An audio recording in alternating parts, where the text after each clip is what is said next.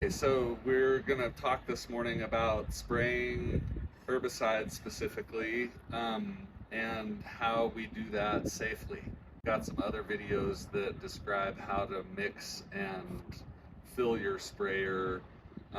That's all covered in some other videos. We're going to talk about tips for application and getting into and out of your sprayer, backpack sprayer, and how to apply it in the space where you're applying it.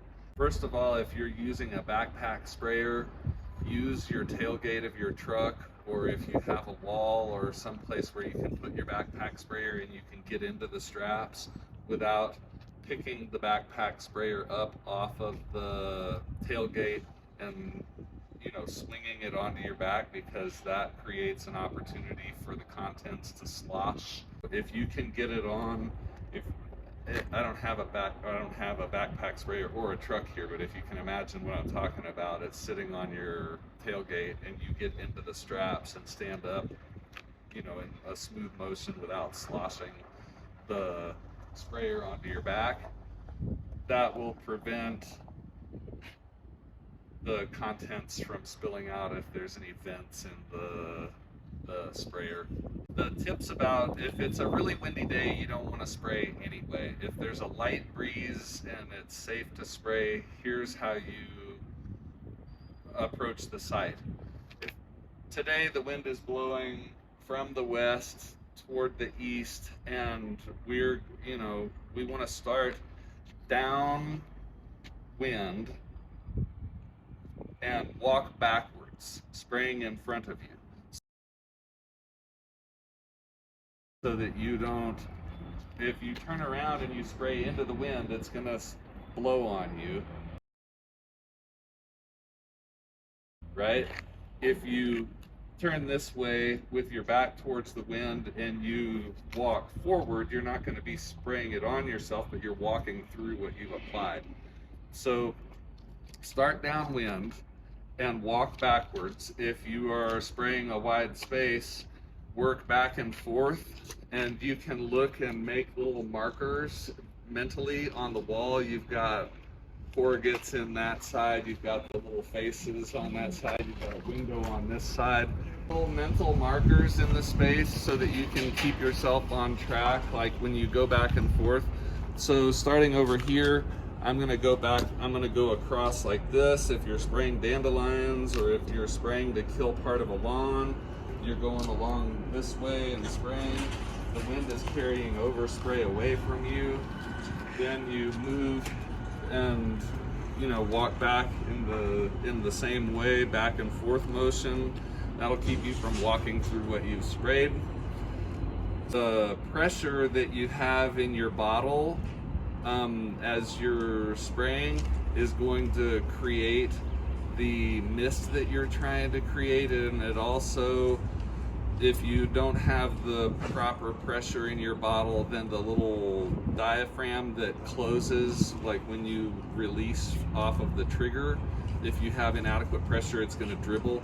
If you have it pressurized properly, when you let off of the trigger, it should seat and stop the spray. You want to have the proper pressure. So if a nice thing about a backpack sprayer is you can be pumping while you're working. With a tank sprayer, like a little handheld tank sprayer, you have to stop, put it down, pump it up, and that's one advantage that I find with a backpack sprayer is you can pump while you're working and maintain that pressure, and you don't have to stop and mix as often. That's an obvious advantage to a backpack sprayer. Something that you don't ever want to do with your backpack sprayer on is if your hat blows off or if you see a shiny penny on the ground and you want to pick it up, you kneel down like this to pick it up, and don't bend at the waist like this, because it can cause the contents of your sprayer to spill and get on you.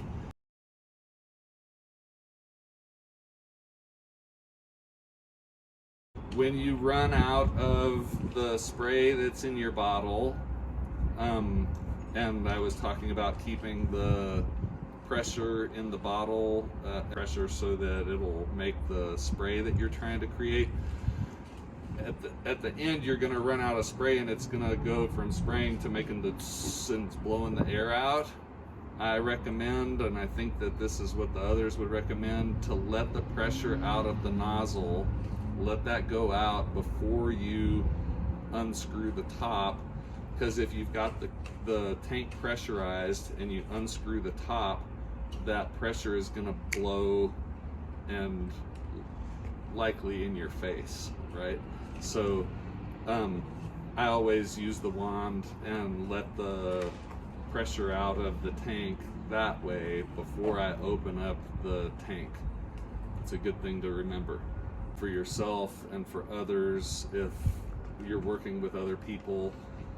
Definitely the spraying is the last thing that you do on the job. After you've done your raking, blowing, weeding, planting, picking up, final blow, then you spray your weeds and write your notes, and then you're gone. Don't make the mistake of spraying while other people are working around you and have them drag their tarps through it or pull their, rake up their weed piles or whatever while you're spraying. For all of the instructions that we've got on the bottles, that we've got the various chemicals that we have, they all say that it's safe for people and pets to re-enter the area when the spray is dry. So that's that's the recommendation from the manufacturer. If people are concerned about their pets, you can tell them that's what the label says. You can show them the label. You can look up the label on your phone. It's easy to find on your phone these days. If they're concerned, tell them to give it an extra day, but I think those are my tips for today, and I'll keep, with time in mind, I'll keep it at that. And do any of you all have another thing to add on? Backpack sprayer or any of the other sprayers, make sure the wand is fully depressurized so there isn't any, it limits the chance of, if the trigger gets hit while being moved around, that nothing comes out of it. And it also is beneficial for all the little valves and the O-rings in the wand. And also make sure the trigger is in the locking position, or the locked position, and that the nozzle is downward into a container that can catch the herbicide, so it's not going all over your tools and other surfaces that you touch.